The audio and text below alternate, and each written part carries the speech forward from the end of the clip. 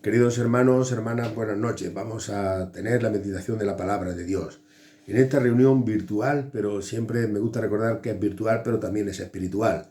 Estamos en espíritu reunidos delante del Señor. Y como creyentes asumimos y reconocemos y creemos que Él está en medio de nosotros.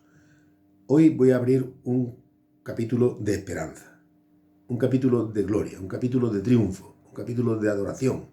Es un verdadero escenario, imaginándonos el teatro más fabuloso del mundo, más fabuloso del universo. Y nos vamos a ir al capítulo 5 del libro del Apocalipsis. Vamos a ir leyendo algunos versículos y vamos a ir comentando algunos de ellos. Es un capítulo extenso que merece un estudio exhaustivo, pero yo no voy a ser hoy tan detallado, sino que vamos a entrar en las cosas que nos llaman más la atención, por lo menos que a mí me han llamado más la atención de este capítulo. Dice, empezando por el versículo 1, y vi en la mano derecha del que estaba sentado en el trono un libro escrito por dentro y por fuera, sellado con 7 sellos, y vi a un ángel fuerte que pregonaba a gran voz: ¿Quién es digno de abrir el libro y desatar sus sellos? Y ninguno, ni en el cielo, ni en la tierra, ni debajo de la tierra, podría abrir aquel libro, ni aún mirarlo. Y dice Juan en su visión, y lloraba yo mucho, porque no se había hallado ninguno digno de abrir el libro, ni de leerlo, ni de mirarlo. Y uno de los ancianos me dijo: no llores. He aquí que el león de la tribu de Judá, la raíz de David, ha vencido para abrir el libro y desatar sus 7 sellos. Vamos a detenernos aquí y vamos a comentar algunas cositas. Mirad, siempre se nos ha dicho que el libro del Apocalipsis es un libro que habla de las cosas venideras, las cosas que van a ocurrir antes del fin de los tiempos, y así es. Pero también habla de toda nuestra historia. También habla de la historia de la Iglesia, de la historia de la salvación.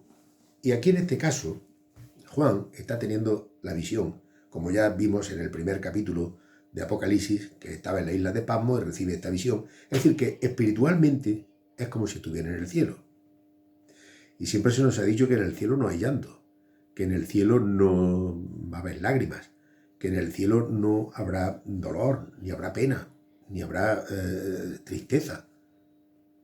Pero aquí Juan está llorando. ¿Y qué justifica el llanto de Juan? ¿Por qué? ¿Por qué está Juan llorando? Vamos a observar el escenario. Vamos a imaginarnos un teatro enorme, hasta donde llegue nuestra imaginación. ¿Y quiénes estaban en aquel escenario? El Padre. El Padre. El que estaba sentado en el trono. Estaban también los 24 ancianos, los 4 seres vivientes, multitud de ángeles, y en medio de ellos el Cordero. Os habéis hecho ya la escena, ¿verdad? Pero no había nadie digno de abrir aquel rollo, aquel pergamino, dice el libro, pero en aquel tiempo no era el libro, eran pergaminos enrollados y que estaban con unos lacres puestos para sellarlo, como lo hemos visto en muchas películas de romanos y incluso en las de media. Se escribían estas cartas, estos pergaminos, se lacraban y ya se quedaba aquello sellado para que la persona a la que fuera destinada pudiera abrirlo. Pero aquí en este caso no se encontraba nadie, y aquel libro había que abrirlo, pero no se encontraba a nadie. Y Juan lloró en la ternura de Juan, el discípulo amado, el discípulo que amaba tanto a Jesús, que había convivido con Jesús durante 3 años, desde aquellos lugares de Galilea hasta la resurrección del Señor. Estaba Juan ahí, el discípulo amado, y estaba con una pena, con una congoja, porque en aquel rollo estaban los designios de Dios, los juicios de Dios para la humanidad, todas las previsiones de Dios para las iglesias del futuro que vendrían a partir de aquella visión, y tantas cosas, que Juan sintió realmente pena de que no hubiera nadie que pudiera abrir aquel pergamino. En esto llega un anciano. No se nos dice el nombre del anciano, ni se nos da más detalles, Nada más que llega uno de los ancianos y le dijo: no llores, que he aquí el león de la tribu de Judá, la raíz de David, ha vencido para abrir el libro y desatar sus 7 sellos. Es decir, que sí hay hombre, sí hay una persona que puede abrirlo, Jesucristo. Sí está aquí esa persona digna de abrir este pergamino o este libro que tiene el Padre en su mano derecha, sellado con 7 sellos. Cuando nos dice sellado con 7 sellos, quiere decir que está cerrado por la voluntad de Dios, porque 7 es el número de la perfección, el número de la plenitud, y está cerrado con esos 7 sellos. Y la visión en conjunto nos revela la visión que Cristo adquiere por parte del Padre del dominio universal, de todo el universo, de todas las cosas creadas. Y Cristo queda capacitado para revelarnos los acontecimientos futuros.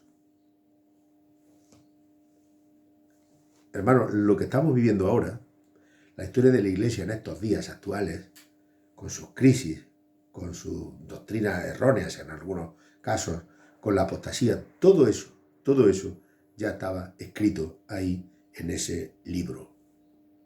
Ya estaba escrito ahí en ese pergamino cerrado con 7 sellos. Tu historia y la mía también estaban ahí. Y también se están desarrollando hoy, en el siglo XXI. La visión del libro abierto.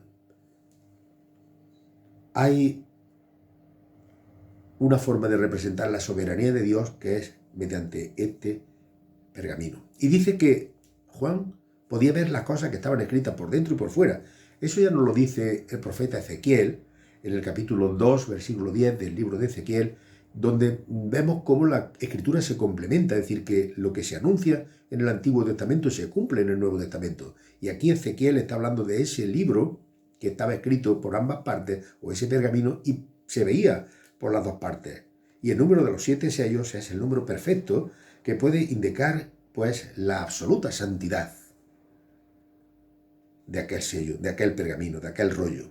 Un libro escrito por medio, por dentro y por fuera. La palabra griega para libro es biblion. Ahí viene biblioteca, Biblia, todos los que se... Y literalmente sería, pues, se hacía con papiro, con el papel de papiro. De ahí viene la palabra Biblia, biblioteca, todo lo que es bibliografía, todo lo que se refiere a libros, viene de ahí. Pues viene de la palabra que significa papiro, para estos detalles que nos da el estudio bíblico. Y la escritura no solamente se hace en la parte de dentro. Este rollo está escrito por dentro y por fuera. Y esto es que no hay espacio que no haya sido llenado. Es decir, que todo el libro está completo. Y que es algo serio. Y que es algo serio que todos debemos saber acerca de lo que Dios está a punto de manifestar en esa reunión celestial que está ocurriendo en ese gran escenario en el cielo.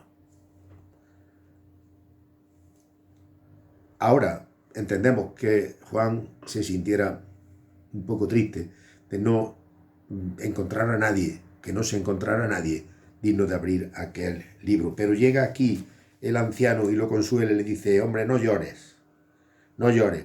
Y ahora Juan dice: y miré, en el versículo 6, y vi en medio del trono y de los 4 seres vivientes y en medio de los ancianos estaba en pie un cordero inmolado que tenía 7 cuernos y 7 ojos, los cuales son los 7 espíritus de Dios enviados por toda la tierra. No aparece el león de Judá. El león de Judá, como símbolo que ya nos lo dice en el libro de Génesis, la profecía de Jacob. Aquí aparece un cordero manso, un cordero inmolado, un cordero sacrificado. Y esto le trae a Juan la memoria de las llagas y las heridas de nuestro Señor Jesucristo en la cruz del Calvario. Y aparece el cordero que ha sido inmolado, que tenía 7 cuernos y 7 ojos. Los cuernos significan el poder absoluto y los ojos significan la sabiduría absoluta. Y ahí está esta imagen que tenemos, los cuales son los 7 espíritus de Dios enviados por toda la tierra. Es decir, todo el juicio de Dios, toda la voluntad de Dios, todo el espíritu de Dios enviado en plenitud por toda la tierra, que es lo que representa el número 7. Y vino el Cordero y tomó el libro de la mano derecha del que estaba sentado en el trono. ¿Veis ahí cómo aparece hoy en el lenguaje actual, diríamos, un traspaso de poderes, un reconocimiento a la obra del Hijo, ensalzado ya en los cielos? ¿Y qué pasó? Cuando hubo tomado el libro, los 4 seres vivientes y los 24 ancianos se postraron delante del Cordero. Todos tenían arpas, copas de oro llenas de incienso, que son las oraciones de los santos. Cuando hay un reconocimiento de esta clase, cuando reconocemos las maravillas que el Señor ha hecho, cuando miramos al universo, cuando miramos a la creación, cuando vemos las cosas que Él ha hecho también en nuestra vida y en la vida de otros hermanos, tiene que surgir la adoración. Tiene que surgir sin más remedio. La consecuencia lógica e inevitable es la adoración. ¿Y qué hicieron? Se postraron delante del Cordero. Todos. Los 4 seres vivientes, los 24 ancianos, se postraron delante del Cordero. Y todos tenían arpas, música.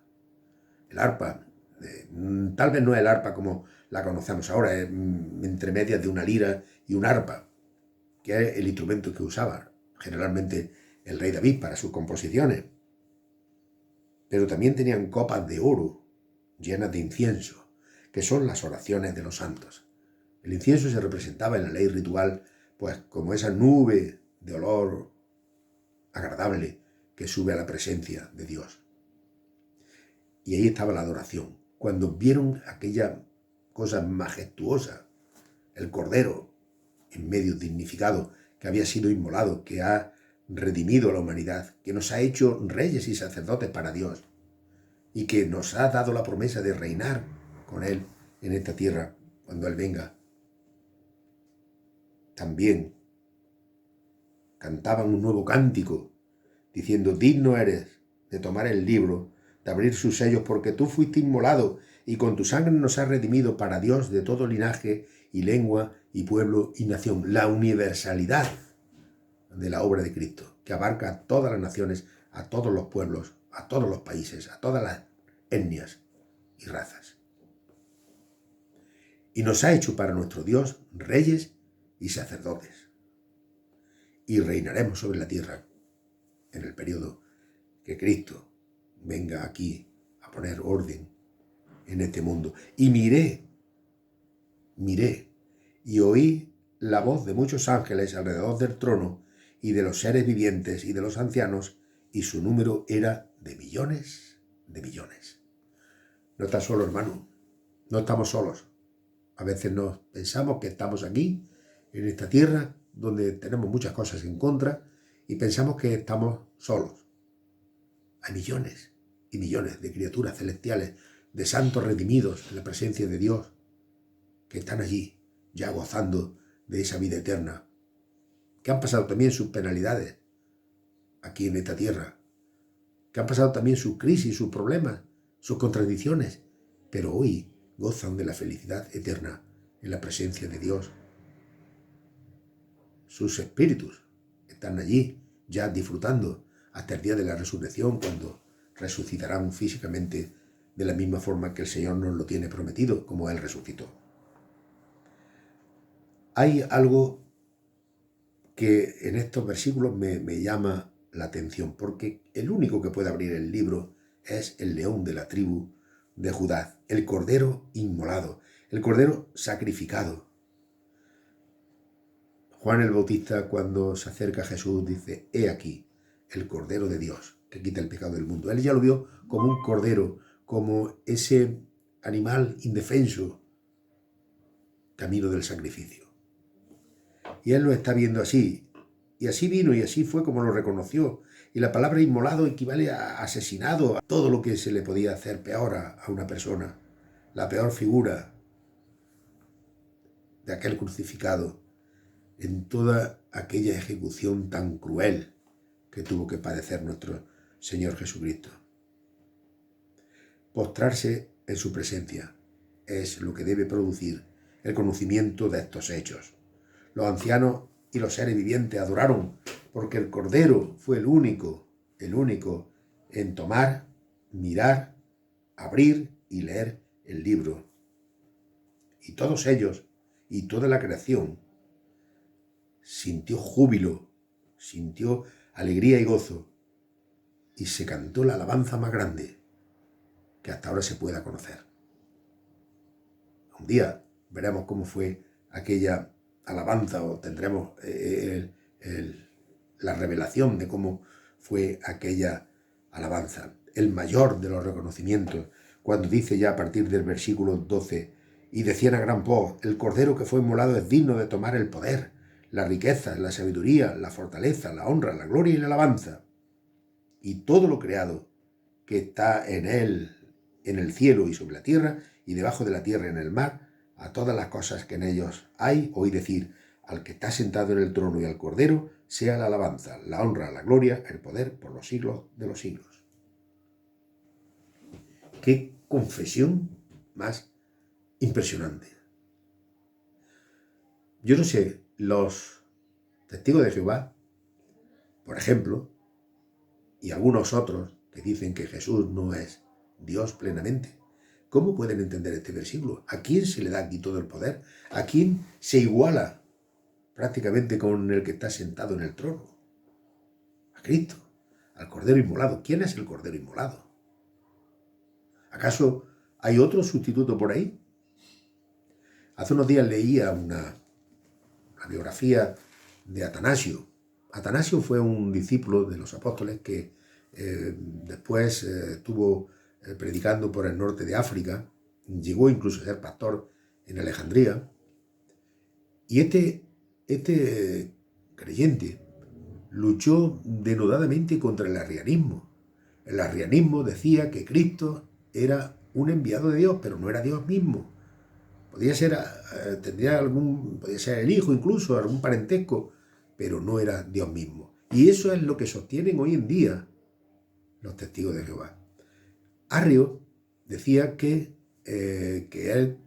Jesús, cuando estuvo aquí en la tierra y cuando estaba en el cielo, que no era Dios, que era un enviado de Dios.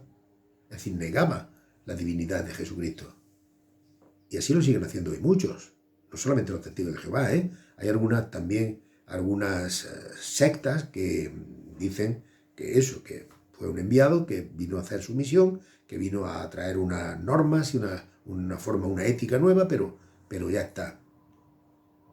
Pero aquí no pone eso, aquí pone que toda la riqueza, la sabiduría, la fortaleza, la honra, la gloria, la alabanza, todo lo que está creado en el cielo, sobre la tierra y debajo de la tierra y el mar y todas las cosas que en ellos hay, todas estas cosas dijeron, clamaron al que está sentado en el trono y al Cordero, dos iguales, sea la alabanza, la honra, la gloria y el poder por los siglos de los siglos. ¿Y aquí qué hay que decir cuando uno oye una manifestación de este tipo? Los 4 seres vivientes dijeron, amén. Y los 24 ancianos se postraron sobre sus rostros y adoraron al que vive por los siglos de los siglos. La adoración es para Dios, nada más, ¿verdad? Según la palabra nos dice, la adoración es para Dios. Al Señor tu Dios adorarás y a Él solo servirás. Y aquí adoraron al Cordero. Aquí adoraron al Cordero después de la proclamación universal.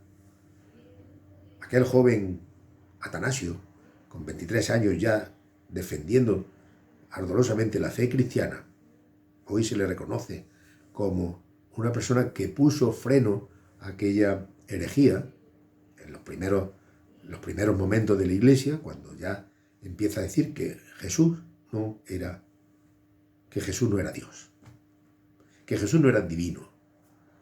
Pues creo que este versículo nos confirma, nos consuela, nos conforta de que hemos creído en el Cordero, en el Dios verdadero. Aquí vemos cómo el Padre lo ensalza a la misma categoría y lo pone como el rey, el gobernante de toda la creación, de las cosas visibles e invisibles, de las que están en la tierra, de las que hay debajo de la tierra, y todo lo que nos dice en este majestuoso y solemne pasaje. Me asombro muchas veces, hermano, cuando leo el Apocalipsis y veo las imágenes que usa Juan cuando escribe esta visión. Qué buen periodista habría sido, describiendo las cosas, describiendo las emociones, describiendo las situaciones, los escenarios. Y lo está describiendo todo, que nos lo transmite, ya sabemos que es por inspiración del Espíritu Santo, pero él en su visión, para escribir el libro del Apocalipsis, nos transmite todas estas cosas con una fidelidad y una solemnidad que realmente nos llega al corazón. Dice al principio de este libro, en el libro del Apocalipsis, y eso me da mucha alegría que esta tarde podamos haber compartido esto, porque dice en el primer capítulo del libro del Apocalipsis, en el versículo 3, bienaventurado el que lee y los que oyen las palabras de esta profecía. Bienaventurado el que lee y el que oye, y los que oyen. Claro que aquí se ve la imagen de uno leyendo y muchos escuchando. Así que somos bienaventurados esta tarde, hermano. Pero, también falta un requisito. Y guardan las cosas en ella escritas, porque el tiempo está cerca, porque no podemos andar despistados, porque el tiempo está cerca. Y a veces, hermano, ocurre que con nuestras ocupaciones, con nuestras tareas, con nuestros quehaceres, nos olvidamos de la alabanza. Nos olvidamos de algo tan importante como es la alabanza. Porque hay veces que estamos tristes y no tenemos ganas de alabar, o tenemos un problema y no tenemos ganas de alabar. Pero la palabra nos está diciendo que la alabanza, ante hechos como este, ante el reconocimiento de que hemos creído en el Cordero, que ha sido inmolado por nosotros, por ti, por mí, que ha sufrido toda clase de vejaciones por nosotros, y ahora es dignificado, según la visión que tuvo Juan, que nos escribe en Apocalipsis, delante de aquellos ancianos que representan al pueblo de Dios, de los 4 seres vivientes, que parece que, según los estudiosos, representan a los 4 evangelistas, los que nos traen la buena noticia, la buena nueva, los ángeles poderosos, todos rindiendo culto, cantando cánticos, elevando oraciones al Dios presente y al Cordero, al que está sentado en el trono y al Cordero. Fijaros qué escenario. ¿Cuántas veces nos perdemos el gozo de la alabanza? Y la alabanza es parte esencial en el culto cristiano. La alabanza debe ser parte fundamental en nuestro culto de adoración. Porque adoramos al Cordero, adoramos a Dios, adoramos al Padre, Hijo y Espíritu Santo. Nos damos cuenta cómo Jesús es recibido en esta visión en los cielos como el único que puede controlar la historia, como el único que puede controlar los acontecimientos, como el único que no deja un hueco en aquel libro, que todo estaba escrito ya, por fuera y por dentro. No hay ni margen siquiera para hacer alguna anotación. Y que Él también nos tiene escritos a los creyentes en el libro de la vida. Pues hermanos, que el Señor nos bendiga en esta noche, que tengamos en cuenta estas cosas tan gloriosas y cuando estemos pasando por momentos de dificultad nos acordemos de este capítulo donde está el triunfo de Jesús como el Cordero de Dios, que nos ha hecho reyes, sacerdotes para Él, que nos ha redimido para Dios, nos ha hecho dignos de ser llamados hijos de Dios. Y Él es el único digno de abrir ese libro donde están escritos los destinos, los juicios, las provisiones, las profecías, todo lo referente a los misterios de Dios. Y Él es el único en poder abrirlo. Que el Señor nos bendiga en esta noche, hermanos y hermanas.